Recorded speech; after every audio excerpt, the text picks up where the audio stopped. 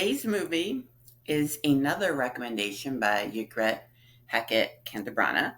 It is Bad Things, which was released on June 9th, 2023.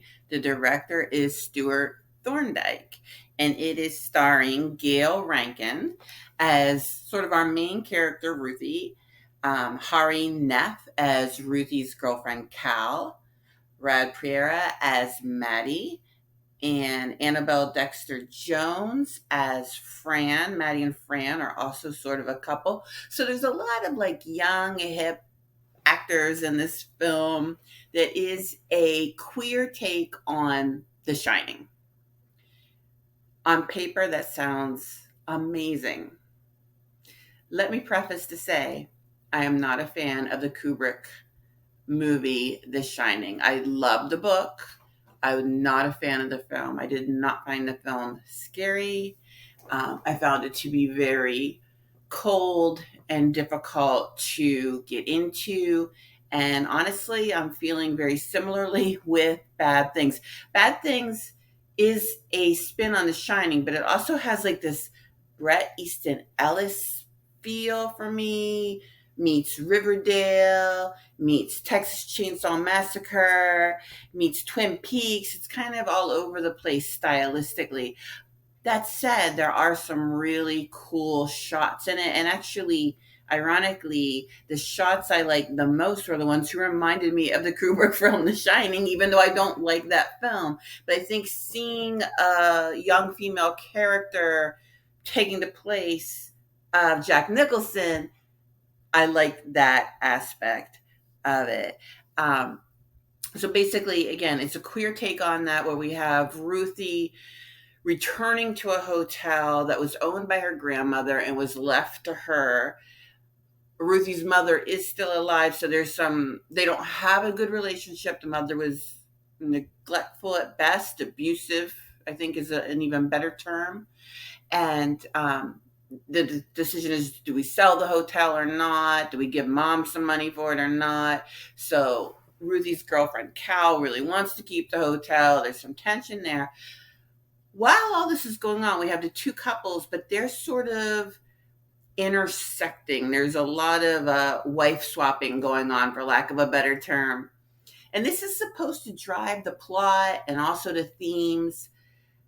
But again, I didn't feel any chemistry or any true emotion in the relationships between the characters. And even Maddie and Fran are sort of together by convenience in that moment, not really in love with each other. So that really lowers the stakes on the film. I think I could have been more engaged with it if I had felt that the couples had some invested interest in each other. That might have really helped.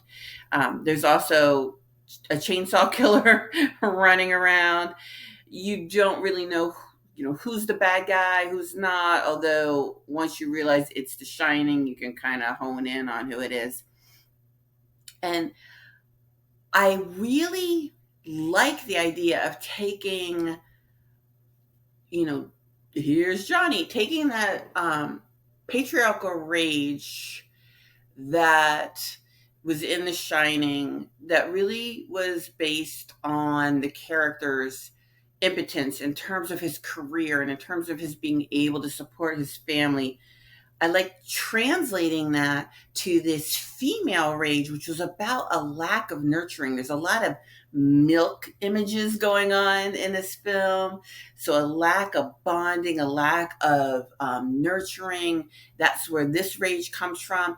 I wish that could have been explored more. It was it just hinted at and then dropped. So I feel like if they could have sacrificed some of the unnecessary aspects, like watching people dancing and moving around this hotel. We really saw the hotel very intimately, and probably more intimately than we needed. So some of that attention could have been shifted to the relationships between the four characters and this idea of female rage.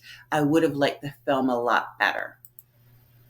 Since I have been mentioning Elaine Pascale, today's sidebar will be dedicated to her and to her podcast, What a Scream. Now, being a podcaster is only one of the many hats that Green wears. She's also a wonderful writer, a beautiful model, but she hosts the What a Scream podcast where every episode she selects a theme and then she and another viewer discuss that theme and look at two different horror films with that theme. And this is a shameless plug because I have appeared on the podcast several times, but I can tell you, I do listen to the podcast. I follow the podcast when I'm not on it, and it is fantastic. Grain is savvy. She's wonderful. She has interesting and insightful things to say about the films, and so do her guests. And she has collected a a really diverse group of guests, and I'm assuming she will continue to do so. Some are writers, some are filmmakers, some are actors, actresses, some are people who just love horror. And they all have very interesting and insightful things to say about the films. So if you are not currently subscribed to the What a Scream podcast, I highly recommend it. Listen to it during your commute. Listen to it while you're working out. You can listen to it wherever you listen to your podcasts.